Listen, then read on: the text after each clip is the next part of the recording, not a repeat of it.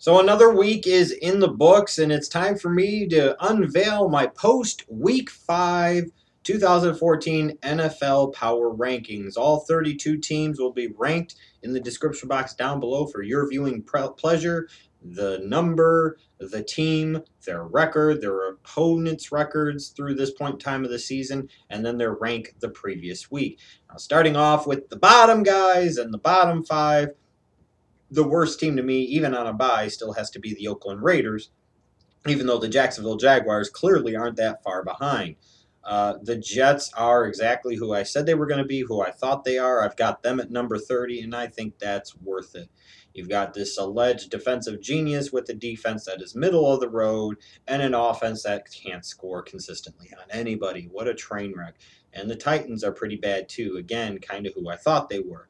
The Redskins, a couple of weeks ago, they looked good. Cousins looked really good against the Philadelphia Eagles. But then they got steamrolled by the Giants, and they didn't look all that good against the Seahawks. Granted, it was the Seahawks on Monday night, but I've got them at number 28. In terms of my top 5, I've still got the Eagles at number 5. They are 4-1. 4-1 is 4-1. I don't think they're that strong of a 4-1. They really haven't played that many good teams. The best team I think that they've played, frankly. You've got the Colts, who they barely beat, and the 49ers, who they lost to. I look at the Bengals at number 4. The week before, they were number 1. I wasn't going to drop them too much for one loss, but that was a bad loss. That was a bad loss. Now, sometimes you're going to have those games. We'll see how the Bengals respond at week number 6, but that wasn't a good week 5 effort at all. I've got the Broncos at number 3. That was a solid performance coming off of a bye, dismantling the Arizona Cardinals. I've got the Seahawks at number 2. Other than that loss to the Chargers, they've pretty much looked like the Seahawks of last year. They look like a championship contending team, but right now, in my opinion, the number 1 team in the power rankings, and deservedly so, is the San Diego Chargers. This is a team that is a 1-point road loss in the opening week against the Arizona Cardinals away from being a 5-0 football team. They've beaten the Seahawks. They just pitched the first shutout in the NFL this year against the Jets. They handled the Bills pretty convincingly. This is a quality football team, a real MVP candidate in Phillip Rivers, an offense that's got some ability to put some points up on the board, a defense that is playing well above my expectations.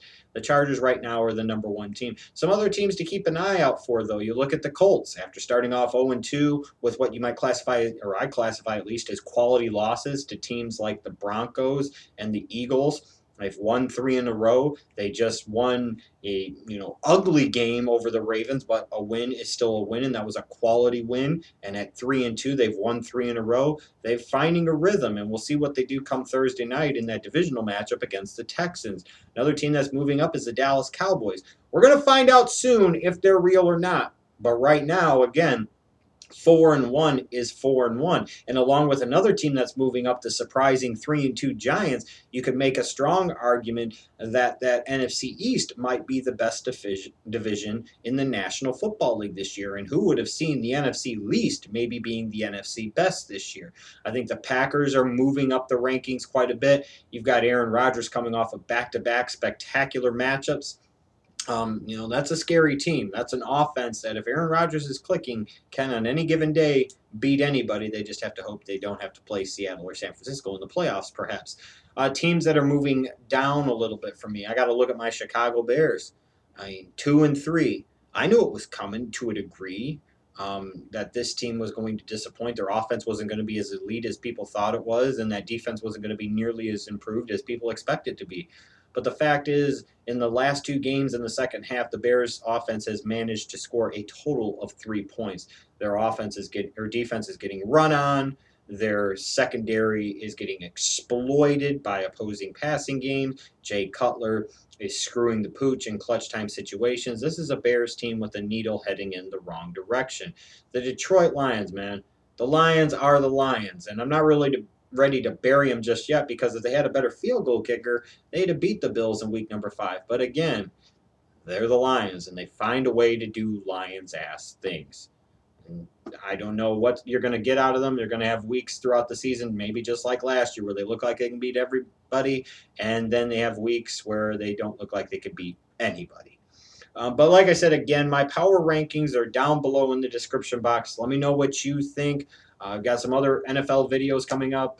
Tomorrow will be Thursday, so I'll have my Week 6 picks up for you. Had a good week again picking in week number 5, I believe, but I'll have to go back and make sure my official tally is correct. So power rankings down below. Let me know what you think.